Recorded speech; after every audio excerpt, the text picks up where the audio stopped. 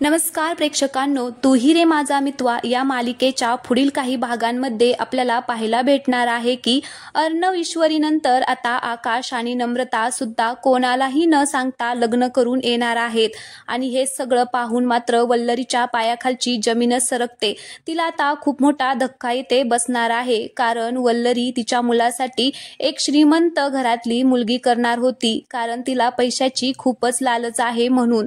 पण आता आकाशचं मात्र इकडे नम्रतावरती प्रेम असल्यामुळे तो आता नम्रताबरोबर लग्न करून तिला घरी घेऊन आलेला असतो।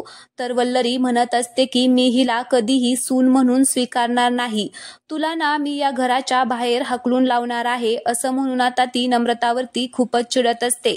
तिचा खूपच संताप होत असतो, तिला खूप त्रास झालेला असतो, कारण आकाशने खूपच चुकीचं पाऊल उचललेलं आहे असंच तिला वाटत असतं। तिच्या मुलाचा आनंद कशामध्ये आहे याचा तिने कधी विचारच केला नव्हता, पण ती खूपच आकाशवरती आता चिडलेली असते। इकडे आता आकाशचे बाबा म्हणजे मामा मात्र खूप खुश झालेले असतात। त्यांना खूप आनंद होतो की नम्रता सारखी सून आता त्यांना मिळालेली आहे, कारण त्यांच्या मते नम्रता ही खूपच गुणी मुलगी आहे आणि ईश्वरी सारखीच ती पण या घरामध्ये आता सुखाने संसार करेल आपल्या मुलाबरोबर। त्यामुळे ते मात्र खूप खुश झालेले असतात। अंजलीला सुद्धा खूप आनंद झालेला असतो, पण ती थोडीशी टेन्शन मध्ये असते की आता आजी या दोघांना ऍक्सेप्ट करेल का, वल्लरी मामी आता काय तमाशा करेल, त्यामुळे ती थोडीशी नाराज असते।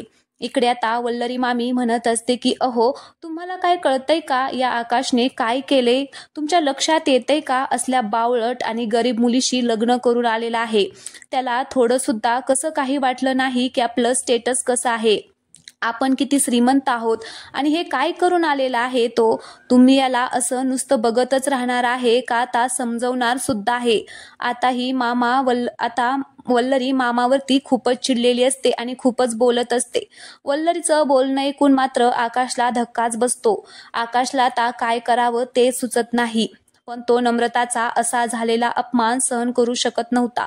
त्यामुळे तो आता त्याच्या आईला म्हणतो, मम्मा जर तुला मी या घरामध्ये नको असेल तर मी हे घर सोडून जाऊ शकतो, पण तू नम्रताला प्लीज असं काहीही बोलू नको, माझं तिच्यावरती खूप प्रेम आहे, आम्ही दोघेही एकमेकांवरती खूप प्रेम करतो, तू असं बोलू शकत नाही तिला। आता असं म्हटल्याबरोबरच इकडे वल्लरीला खूपच टेन्शन येतं की नक्की हा आपलाच मुलगा आहे ना, त्या बावळट मुलीच्या प्रेमामध्ये किती बुडालेला आहे। तर आता येथे आजी सुद्धा आलेली आहे आणि तिला सुद्धा हे पाहून धक्काच बसलेला आहे। आता ती सुद्धा खूपच आश्चर्यचकित झालेली असते आणि म्हणत असते, तुम्ही दोघा भावांनी काय केलं रे, हे असं का वागताय तुम्ही, आमचा थोडा सुद्धा विचार का नाही केला तुम्ही, त्या अर्णवने सुद्धा त्या ईश्वरी बरोबर लग्न केलं आम्हाला न सांगता, आणि आता तूही तेच पाऊल उचललं, दोघेही असे कसे वागू शकता, आमचे संस्कार कुठे कमी पडले म्हणून तुम्ही हे पाऊल उचललं। आता आजी खूपच चिडलेली असते, पण आता सगळ्यांच्या म्हणण्यानुसार आता लग्न करून आलेत तर आता काहीच पर्याय नाही, म्हणून ती आता नम्रताला सुद्धा या घरामध्ये घ्यायला सांगते। आकाश मात्र खूप खुश होतो, त्याला आता हसायलाच येतं, खूप आनंद झालेला असतो की आता आपल्या बायकोला घरामध्ये घ्यायची परमिशन दिलेली आहे। नम्रता सुद्धा खुश झालेली असते आणि हे सगळं पाहून आता आजीने एक्सेप्ट केलं या दोघांना हे पाहून इकडे अंजली सुद्धा खुश होते। सगळेच घरातले आता खुश झालेले असतात, मात्र वल्लरीला खूपच राग येत असतो। वल्लरी आता मनामध्येच म्हणत असते की नाही, हिला आता 1 महिन्याच्या आत या घराच्या बाहेर काढली तर माझं नाव बदलून ठेवेल मी। आता बघच तुम्हा दोघी बहिणींची मी आयुष्य कसं बदलून टाकते, तुम्हा दोघी बहिणींना मी एवढा त्रास देईल की तुम्ही दोघीच इथून निघून जाल स्वतःहून, हे आता माझं चॅलेंज आहे तुम्हा दोघींना। वल्लरी हे सगळं मनामध्येच बोलत असते।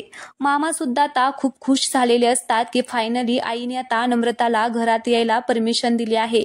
वल्लरी मामांबरोबर खूप वाद घालत असते, अहो तुम्ही कधीच माझ्या मुलाकडे लक्ष दिलं नाही, माझी काय स्वप्न होती, माझ्या मुलाला मी किती मोठ्या घरची मुलगी बघणार होती, पण माझी सगळी स्वप्न त्याने मातीमोल केली, आता मी काय करू, असं आता ती मामाला बोलत असते। तर मामा तिला म्हणत असतात की वल्लरी, अगं आपल्या मुलापेक्षा आपल्याला काय पाहिजे अजून, अगं पैसा करून कुठे ठेवणार आहे, अगं सोडून दे आता तरी हे सगळं करायचं, आपला मुलगा बघ किती खुश आहे तिच्या बरोबर, पण वल्लरी त्या दोघांकडे बघते आणि तिला त्यांची जोडी अजिबातच आवडत नाही. वल्लरीला एकत्र त्यांना पाहून खूपच राग येत असतो. ती अजिबातच हे एक्सेप्ट करायलाच तयार नसते. नम्रताला ती अजिबात सून मानायला तयार नसते.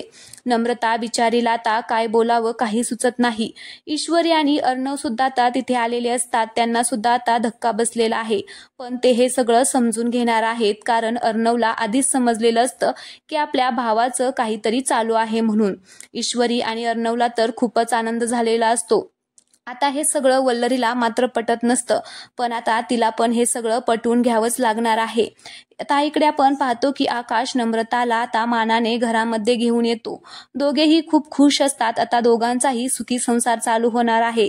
पण वल्लरी आता त्यामध्ये कोणता मिठाचा खडा टाकेल हे आपल्याला पाहायला खूपच इंटरेस्टिंग वाटणार आहे.